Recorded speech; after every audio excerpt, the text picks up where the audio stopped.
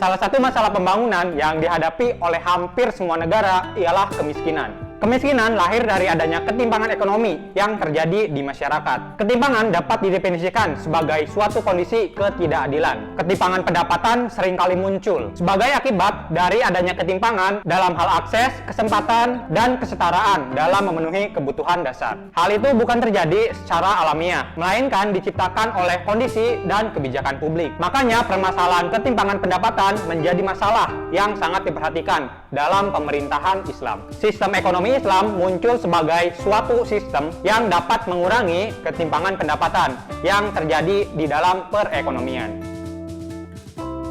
Maqasid syariah dapat diartikan sebagai nilai dan makna yang dijadikan tujuan untuk direalisasikan berdasarkan ketentuan Allah Subhanahu wa Ta'ala.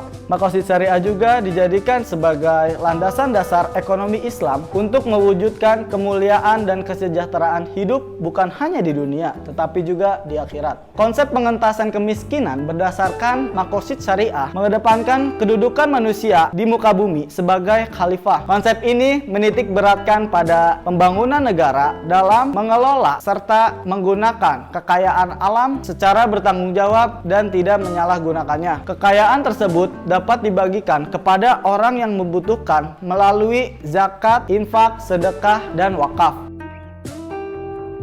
Abu Hazm adalah seorang ulama dan juga pemikir ekonomi yang berfokus pada kesejahteraan masyarakat. Menurutnya, terdapat 4 kebutuhan pokok dalam memenuhi standar kehidupan manusia, yaitu makanan, minuman, pakaian, dan juga perlindungan. Abu Hazm mengingatkan bahwa kemiskinan tumbuh dalam situasi di mana tingkat konsumsi atau kebutuhan lebih tinggi daripada pendapatan. Hal itu bisa terjadi akibat laju populasi yang meningkat dengan cepat, berkenaan dengan harta yang wajib dikeluarkan, yaitu zakat. Abu Hazm memperluas jangkauan dan ruang lingkup kewajiban sosial di luar zakat. Salah satu pandangan Abu Hazm yang menarik yaitu di mana orang-orang kaya dari penduduk setiap negeri wajib menanggung kehidupan orang-orang fakir di antara mereka. Tentunya pemerintah juga harus turut membantu merealisasikannya. Hak-hak yang diperintahkan oleh Allah Subhanahu wa Ta'ala untuk dipenuhi dipahami oleh Abu Hazm sebagai suatu kewajiban. Hak-hak yang mesti dipenuhi merupakan pemenuhan kebutuhan dasar manusia, meliputi sandang, pangan, dan papan yang layak dan sesuai dengan harkat kemanusiaan.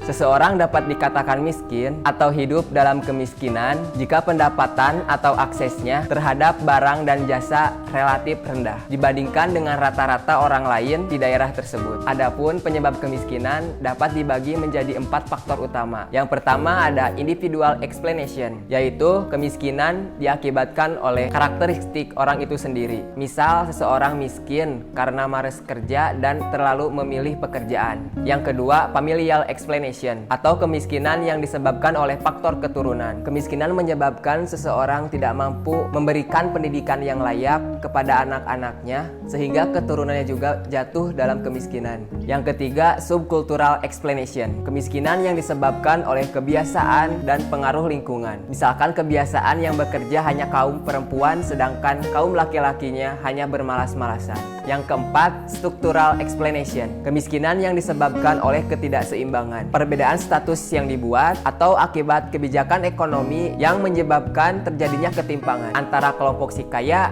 dan kelompok si miskin.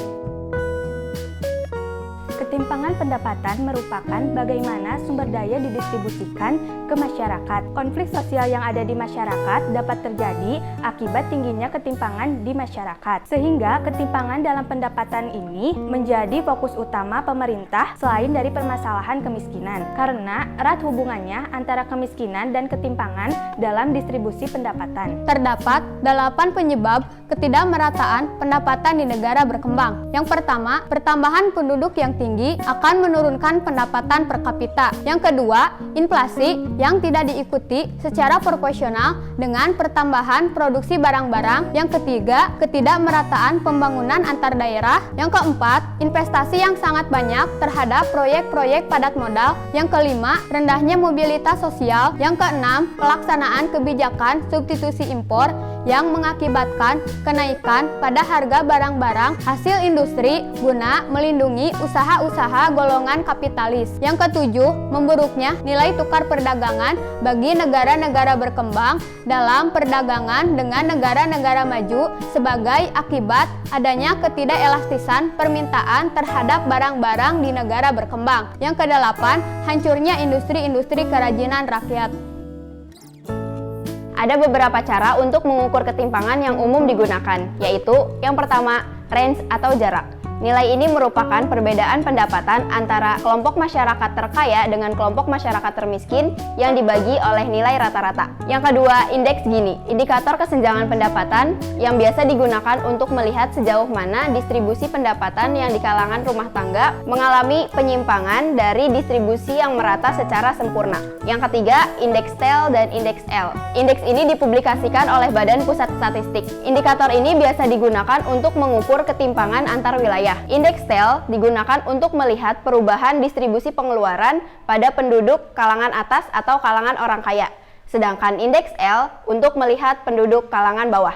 Yang keempat, kriteria Bank Dunia. Bank Dunia mengelompokkan kelompok penduduk menjadi 3 kriteria, yaitu 40% terbawah, 40% menengah, dan 20% teratas. Yang kelima, indeks Atkinson. Indeks ini digunakan untuk mengukur dan mengevaluasi tingkat kesejahteraan sosial dan distribusi pendapatan. Yang terakhir, yang keenam, indeks Palma. Indeks ini menghitung rasio pembagian pendapatan dari 10% penduduk terkaya terhadap 40% penduduk termiskin. Dalam mengentaskan kemiskinan, ada beberapa kebijakan nih yang dapat diterapkan oleh suatu negara. Yang pertama, yaitu adalah perbaikan distribusi pendapatan fungsional melalui serangkaian kebijakan yang khusus dirancang untuk mengubah harga-harga faktor produksi, sehingga terdapat harga-harga faktor produksi yang terjangkau oleh semua lapisan masyarakat. Dua, pengalihan sebagian pendapatan golongan atas ke golongan bawah melalui penerapan pajak. Yang ketiga, perbaikan distribusi pendapatan melalui redistribusi progresif kepemilikan aset. Yang keempat, yaitu adalah penyediaan barang dan jasa konsumsi atas tanggungan pemerintah.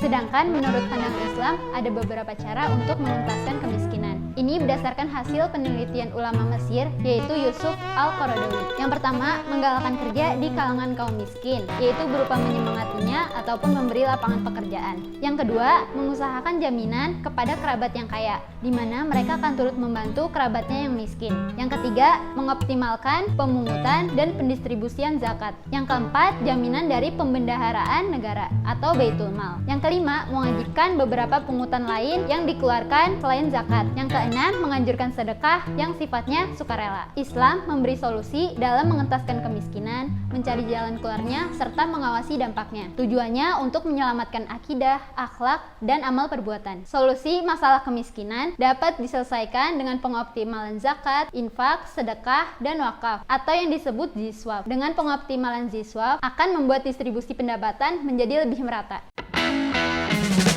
Dalam mengatasi ketimpangan, ada 3 pelaku ekonomi yang harus saling bersinergi antara satu sama lain, yaitu diantaranya yang pertama, pemerintah. Pemerintah memegang kunci dalam program anti ketimpangan melalui berbagai kebijakan yang bersifat struktural dan sistematis untuk memastikan terjadinya pemerataan hasil pembangunan. Yang kedua, organisasi non-pemerintah. Organisasi non-pemerintah ini menjadi penyokong dan pendorong bagi suksesnya program-program pemerintah. Yang ketiga, yaitu komunitas, atau yang biasa kita kenal adalah ukhuwah Islamiyah. Kita akan saling memahami apabila ada saudara atau tetangga yang sedang mengalami kesusahan atau kesulitan, dan kemudian kita berupaya untuk membantu mereka untuk keluar dari kesulitan tersebut. Lalu, terdapat berbagai strategi dalam ekonomi Islam untuk mengurangi ketimpangan ekonomi. Di antaranya, yang pertama, memperluas akses kepada seluruh elemen masyarakat untuk memperoleh kesempatan yang sama di dalam aktivitas ekonomi.